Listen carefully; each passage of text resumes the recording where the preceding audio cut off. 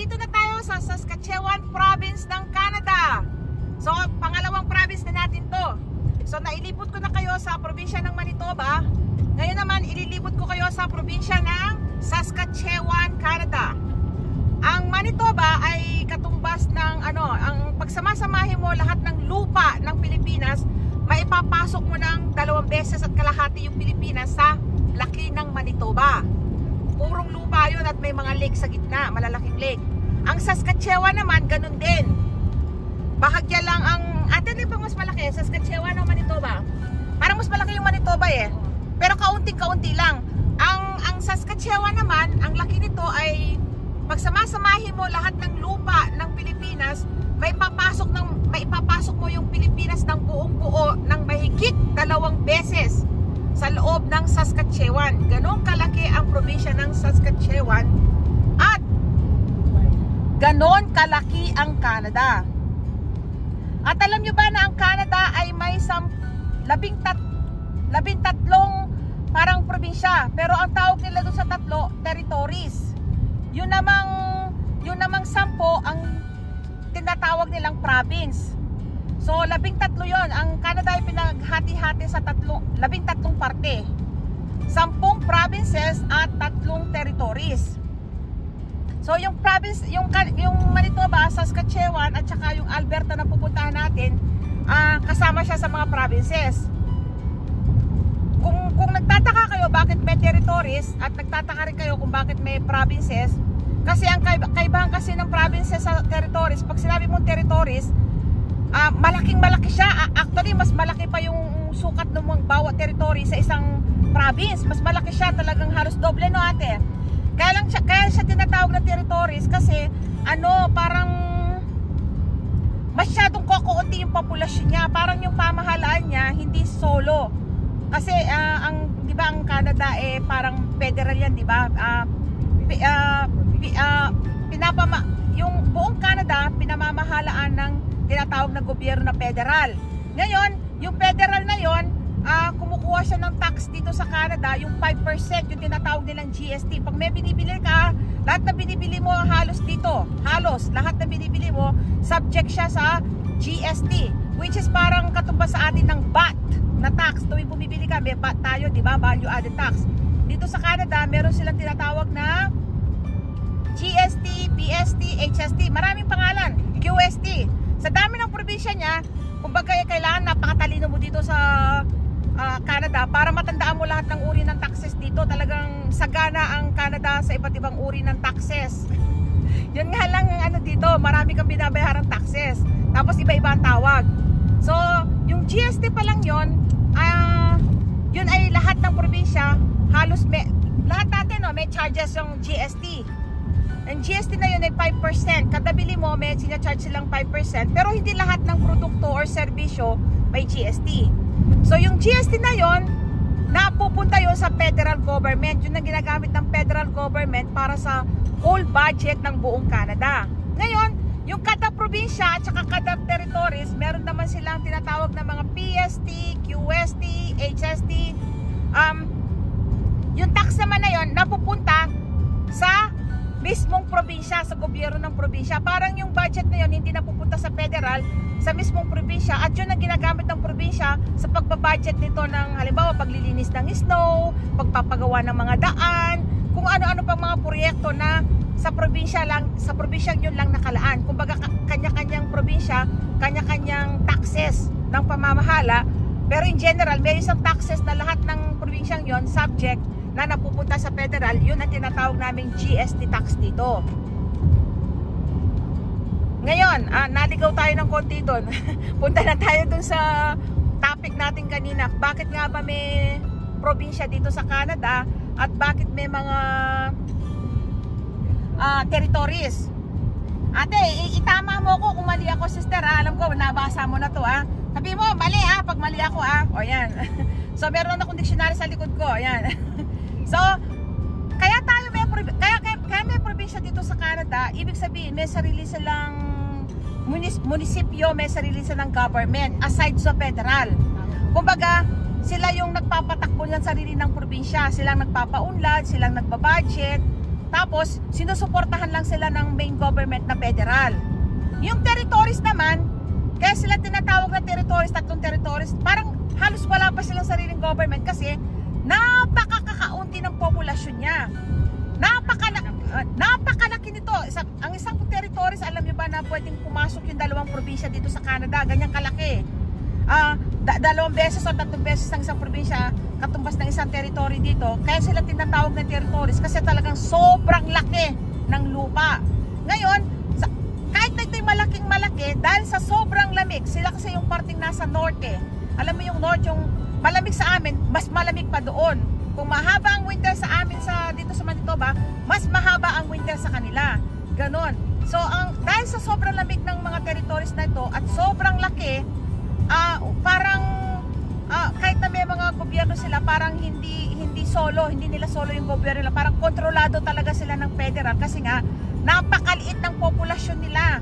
Kumbaga nasa 1,000 lang or hundreds lang nga lang yung iba eh.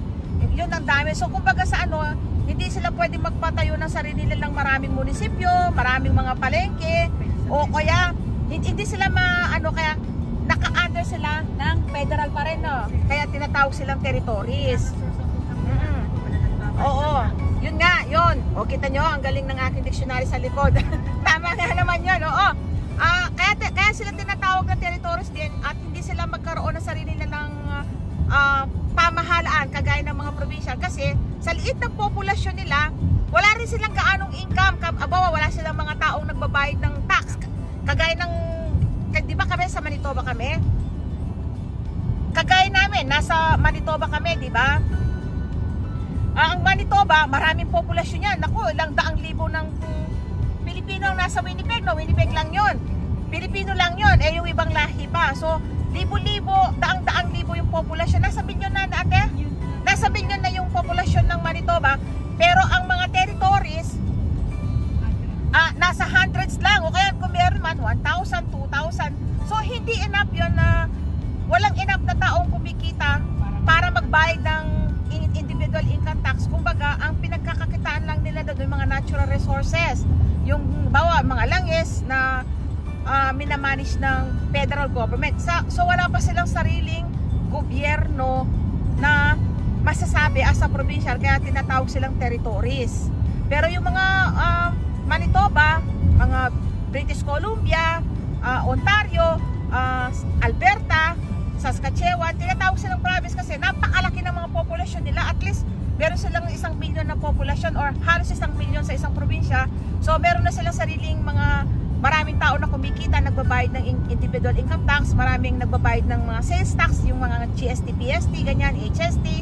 So meron silang sariling gobyerno as a provincial and then naka-under sila sa federal. Kumbaga support lang yung federal. Hindi kagaya sa mga territories, fully supported sila at fully under control ng federal government. Yun ang kaibahan. Sana po may natutunan kayo. Mabuti na lang kasama ko yung kapatid ko ngayon at medyo nakakalimutan ko kaya talagang hindi ko pa alam ng kapatid ko. Kaya pala sa susunod pala sasama kita uli, no, para maganda yung kalalabasan ng aking kwento. Yan, kita nyo yung ambon, di ba? Yan, no, kita nyo sa sobrang ako talaga bilib ako sa Canada pagdating sa pangangalaga ng kalikasan niya. Talaga siya, ayaw niya ng makalat, ayaw niya ng mausok.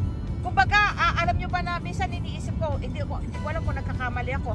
Minsan kahit merong produkto yung Canada na enough na or medyo kulang man, konti lang, hindi niya ginagamit yung yung natural resources niya, hindi niya ninulustay. Bagkos nag-i-import siya, bumibili siya sa ibang bansa, parang preserve niya yung sarili niyang natural resources para bang sinisave niya in the future. Yun ang nakikita ko, opinion ko lang yun kasi siyempre pag dumadaan ka, nakikita ko yung mga marmol nila dito, yung ang daming, di ba, buntok-buntok yung marmol, no, ate? Pag dumaan ka sa Ontario, hindi nila ini-exploit, hindi nila kinukuha. Tapos bawal dito, pag nahuli ka, may penalty ka, talagang pwede ka pang makulong kasi kahit yung mga wildlife dito, hindi yung mga bibi dito, hinahayaan nila yung mga deer. Ngayon kung meron mang po pwede kumukuha ng lisensya yan, nagbabayad ng permit, tapos may limit pa. Hindi pwedeng kada huli mo, baril ka lang ng baril sa mga deer, hindi. O baril ka ng baril sa mga duck, hindi pwede yun, may limit yan. Tapos may season din yan, pag konti niya, binabawalan na. So pag naman dumabag ka, talaga namang mo sa pera. Kumbaga, matatakot ka talagang gumawa ng kasalanan kasi yung isang buwang mong sweldong pinaghirapan, dugot, pawis ang iyong pinuhunan, ubos yun, ibibigay mo lang sa gobyerno dahil nagkamali ka, nag-violate ka, gumawa ka ng hindi tama, ganun kalaki ang babayaran mo. Sa traffic nga lang, nung isang beses, napa-overspeed lang yung mister ko. Magkano ba na-charge mo? 200? 200. Halos $300 yata. Yung iba naman may 200. Parang nanlalambot yung mister ko kasi yung ilang araw niyang sweldo, napunta na doon sa napunta na doon sa penalty. Ganyan dito.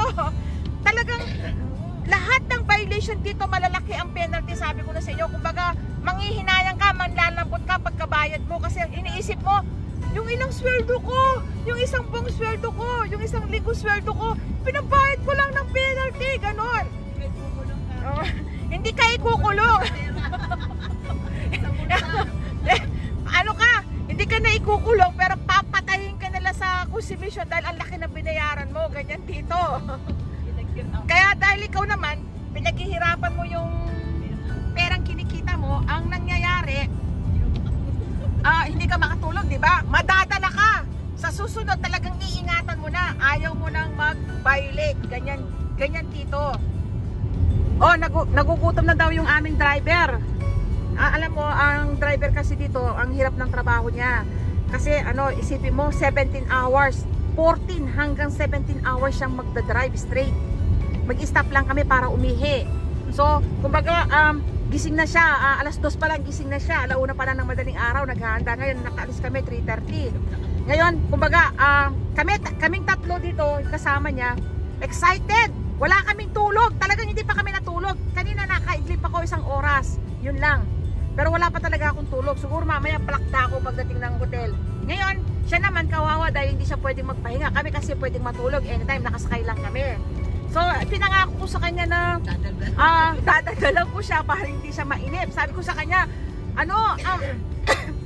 sugar, sabi ko, ipag-drive mo lang kami, sabi ko, i-spoil ko siya pagdating sa pagkain. Sabi ko, lahat ng gusto mo para kang may restaurant sa katabi mo. So, ngayon, pumesto ako sa tabi niya, yan yung driver, diba? So sa tabi niya ako para ako mismo mag-entertain sa kanya para hindi siya mainip. Tapos sabi ko sa kanya, sabihin mo lang kung kailangan mo nang magdadaldal o kukwentuhan kita. Sabi ko, pwede ako maging radyo. Tapos sinabihin ko rin siya na dahil pinangakuan kita na hindi magiging boring sa'yo at hindi mo mararamdaman yung pagod sa driving, lilibangin kita ng gusto, sabi ko sa mister ko. So, lahat ng pagkain na pwede kong dalhin, dinala ko at pwede kong iluto, iniluto ko. So, nag-request siya ng adobong mani. So, ayan, naubos na niya yung isang supot. Alos kalahati na. Ngayon, yung adobong mani niya, talagang in-spoil ko siya. 2 flavors pa yan. Isang dark brown na mani, yung may balat at baning mo lang balat. Tapos, tinadtad ko sa mani yan. Ayan, ang sarap nga, oh. So, sabi ko, may kasama pang avocado yan. Ngayon, naubos na niya yung blueberry. Ayan, may baon siya. So, sabi ko sa kanya, ayan, magsawa ka, sabi ko sa kanya. Para siyang dito, may katabing restaurant eh. Bakit ka mo? O kaya tindahan. Kasi kumpleto siya. May mani, may avocado, may strawberry, nagulat pa nga siya nung sabihin kung gusto niya ng chicha corn. Ayun, meron daw. O, meron, sabi ko, ano pang gusto mo? Sabi ko sa kanya. Nagtataka siya, ayan oh. Hindi na nga makamove yung mga paa ko dahil baon na baon sa mga merienda niya. Ayan oh, namamanhid na yung paa ko. Talagang, ayan oh, baon na baon sa mga baon niya, may strawberry pa. So nagre-request naman siya ngayon. Ayun, may chicharon pa. Gusto mo ng popcorn? O yan, may choices pa siya. Popcorn naman daw ngayon, nagbago yung isip sa chicharon. Sabi ko sa inyo, talagang hindi siya magsisisi. Pag ako'y nangako, ay chicharon na lang daw. O yan, nagdalawang isip pa kasi marami siyang pagpipilian. Ayan oh. Dami kong baon na yun, oh. Iba-iba yan. Meron pa nga ng hopya. Gusto mo ng hopya mamaya? Pinagdala ko pa nga siya ng kape, eh. Ayan, oh. So, ano siya sa akin? Para siyang may restaurant at saka may grocery store sa tabi niya. May entertainment pa siya. Para siyang may radyong katabi. Yun nga lang, maingay yung radyo niya. Ako. Ang hirap buksan ito. Sandali, ha? Ayan. Pakakainin ko muna yung aking driver.